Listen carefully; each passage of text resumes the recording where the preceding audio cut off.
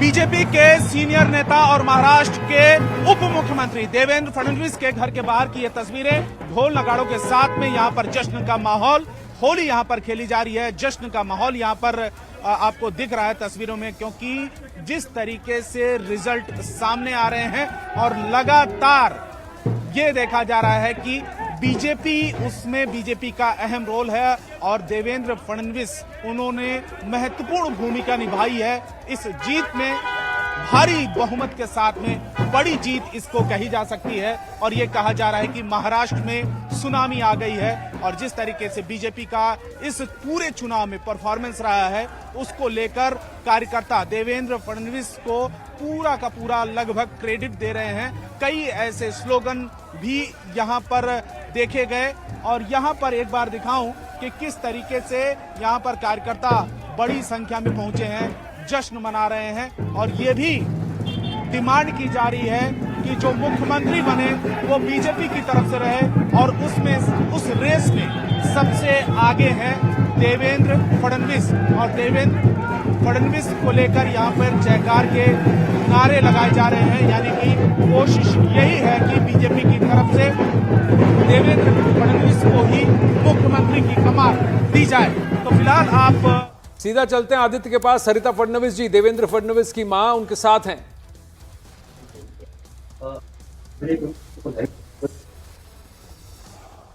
जी आदित्य, इस तरफ आ जाइए विनय जी। जी ये बस ये वहां से लाइव है। हाँ, उन्हीं पिक्चर्स पर रहेंगे। ये लाइव पिक्चर्स आ रहे हैं। ऑडियो जैसे ही सरिता जी अपनी सही जगह बैठ जाती हैं, कैमरा के अनुकूल बैठ जाती हैं, फिर वो हमसे बात करेंगी। वो एक्सक्लूसिव बातचीत सीधा वहीं पर काटेंगे। लेकिन आपको एक और बात बता दें कि देवेंद्र फडणवीस ने हमेशा ये कहा कि राजनीति में जिन्होंने मुझे गिराना चाहा, मैंने बस उनको ये दिखाया कि मैं हार मानने वालों में से नहीं हूं और मैं संगठन का व्यक्ति हूं। मुझसे जो कहा जाएगा वो मैं करूंगा और चुपचाप धीरे धीरे करूंगा। और लोकसभा के चुनाव के बाद अमन उन्होंने साफ ये बात कही थी कि मैं संगठन में बैठकर काम करूंगा, जो चीजें ठीक नहीं हैं उन्हें ठीक करेंगे। और वो काम पिछले 4-5 महीनों में पूरा कायापलट है, उलटफेर है ये महाराष्ट्र के पटल पर। और इस तरह की जीत किसी ने एक्सपेक्ट नहीं की थी। एक प्रदीप गुप्ता है एक्सिस माई इंडिया के, जिन्होंने कहा कि एनडीए को 200 सीटें मिल सकती हैं, 175 से 200। हाँ, और 200 सीट कहा था और उन्होंने कहा था 48% वोट शेयर होगा। अभी करीब 49% वोट शेयर है एनडीए का। अगर आप देखें सबको मिला करके करीब 49%, तो वोट शेयर का भी उनका प्रेडिक्शन ठीक था। 11% डिफरेंस है एमवीए और एनडीए के बीच में, यानी महाविकास आघाड़ी और महायुति के बीच में।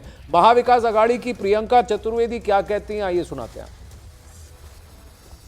तो ये क्योंकि इतना चेंज आया है फ्रॉम लोकसभा टू महाराष्ट्र का ये विधानसभा चुनाव, हैरान करने वाला है। और इस पे मैं मानती हूँ कि even for me mentally it's quite unacceptable कि इतना हमने आक्रोश देखकर भी वोट में कन्वर्ट नहीं हुआ और इस तरीके के नतीजे आए हैं। एक प्रश्न चिन्ह उठाता है कि क्या ये सही मायने में फ्री एंड फेयर इलेक्शन था। देखिए आनंद, आपने फडणवीस की बात की, यहाँ पर ना उद्धव ठाकरे की पार्टी की बात करना भी इसलिए जरूरी, सारी पार्टी का फोकस ज्यादातर वर्ली कॉन्स्टिट्यूएंसी पर था, आदित्य ठाकरे। और उसको लेकर कहा जा रहा है कि बेटे की सीट तो शायद बचा ली जाएगी, लेकिन पार्टी डूब गई। वही पुत्र मोह पुत्री मोह के चक्कर में पार्टी टूटी, जो जैसा कि बीजेपी आरोप लगाती है। और बेटे का सीट भी ऐसा नहीं, हाँ, बहुत भारी बहुमत बीच में ट्रेल हुए थे, पीछे हुए थे बीच में। लेकिन वो कहा जाए कि हो सकता है कि बेटे की सीट बच जाए लेकिन पार्टी नहीं बच पाएगी, क्योंकि यही बार बार जिक्र हो रहा है कि अब क्या उद्धव गुट के बचे कुचे विधायकों भी, वो विधायक भी पाला बदलेंगे। मतलब डूबते जहाज में, जिसका पहले भी जिक्र हो रहा था। हेगड़े जी हमारे साथ हैं, एक कृष्ण जी, ये जो उद्धव गुट के विधायक हैं वो भी अब पाला बदल सकते हैं क्या? जो बचे कुछ विधायक शायद 14-15 ही बचे हैं शायद, अब बदल सकते हैं, क्योंकि गए बार भी वो हमारे साथ आने को तैयार थे, लेकिन कुछ कारणों से वो आए नहीं थे। लेकिन ये बार उन्होंने देख लिया, writing is on the wall. मुझे नहीं लगता पार्टी इससे उभर सकती है कि जब इतना बुरी तरह से हारने के बाद भी उनके प्रवक्ता कहते हैं ईवीएम और ये। अरे आप कैंपेन करने के लिए जाते नहीं, आप लोगों के बीच में जाते नहीं। जब विकास होता है तो आप विकास के काम को रुका देते हो, जो डेवलपमेंट का काम है उसको रुका देते हो। लाड़की बहन योजना अगर हमने महिलाओं को दिया तो आप कोर्ट में चले जाते हो, आप एंटी डेवलपमेंट हो। अगर कुछ स्लम प्रोजेक्ट चल रहा है तो उसमें आप बाधा डालते हो। कोंकण का रिफाइनरी आपने रुकाने की कोशिश की, पर बुलेट ट्रेन कृष्णा हेगड़े आपने जी, रुकाने अगर की उद्धव कोशिश ठाकरे ये की। कहें समंदर हूँ लौट कर आऊंगा, तो आप क्या कहेंगे? देखिए, सबका हक है लौट के आने का, सभी का हक है लौट के आने का, लेकिन उसके लिए मेहनत भी करना पड़ता है, 20-20 घंटे दिन में देना पड़ता है, जैसे देवेंद्र जी और एकनाथ शिंदे जी और अजीत दादा पवार दे रहे हैं। ऐसे घर पे बैठ के बोलेंगे कि हम लौट के आएंगे, तो ऐसा लौट के नहीं आते, घर पे बैठना पड़ता है। आपको नहीं लगता स्वाभाविक हक बीजेपी का बनता है सीएम की कुर्सी पर? नंबर्स वाइज, सीटों के हिसाब से कह रहा हूं मैं सर।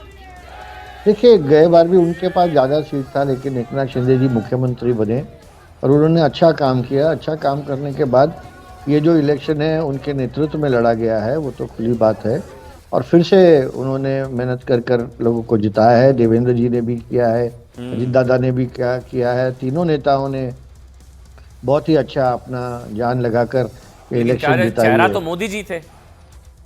नहीं, मोदी जी तो हमेशा चेहरा है ना, वो तो हमारे सबसे सर्वश्रेष्ठ नेता है, वो है, अमित भाई हैं, नड्डा जी है, और उनके मार्गदर्शन में हम काम कर रहे हैं महाराष्ट्र में।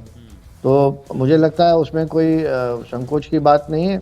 अभी एक दिन रुकना पड़ेगा, पता चलेगा कौन बनेगा अगला मुख्यमंत्री। मैं शिवसैनिक हूँ, तो मुझे लगता है एकनाथ शिंदे जी को ही बनना चाहिए। आपको लगता है, लेकिन आप मानेंगे जो भी महायुति की डिसीजन होगा एक ना, देवेंद्र फडणवीस ने बड़ा इंटरेस्टिंग एक क्रोनोलॉजी 7 मिनट का वीडियो उन्होंने अभी ट्वीट किया है आधे घंटे पहले।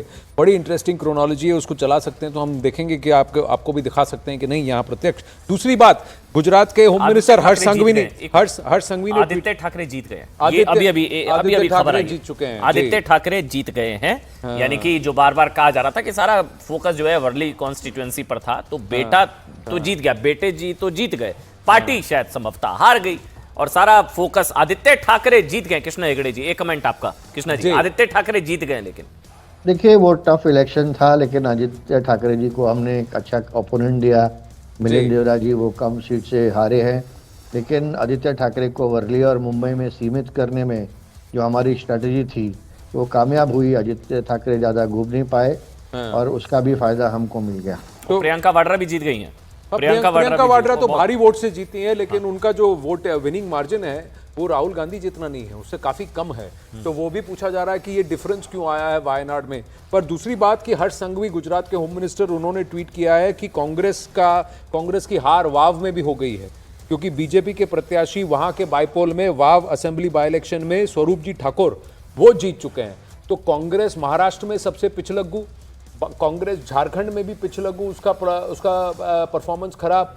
सिर्फ कर्नाटक में जो 3 सीटें हैं वहां पर हुआ है, केरला में भी 3 में से 2 में ही वो जीत पाई हैं, और एक में तो पालाकाड़ में तो उनके पसीने छूट गए हैं बीजेपी को हराने में, और वर्ली सीट से आदित्य ठाकरे की जीत है। लेकिन रंजन जी, आप मानेंगे कि यहां पर भी क्या कहते हैं, उत्तर प्रदेश में भी सपा अपने आप में सक्षम है, और वही शीतकालीन सत्र में भी क्या अब अखिलेश यादव को अलग होकर बढ़ चढ़ के बोलना चाहिए?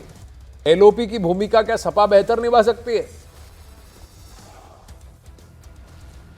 नहीं, देखिए ऐसा है ना कि अभी आज की तारीख में इंडिया गठबंधन पूरी तरीके से इंटैक्ट है, एक गुट एकजुट है, और इंडिया गठबंधन के लोगों में कहीं कोई दिक्कत नहीं, कहीं कोई परेशानी नहीं, सभी लोग नहीं, आप तो अकेले लड़ रही है दिल्ली में, आप और कांग्रेस साथ में नहीं लड़े, आप और कांग्रेस साथ में नहीं लड़े हरियाणा में, कांग्रेस और सपा साथ में नहीं लड़ी यहाँ पर उत्तर प्रदेश में।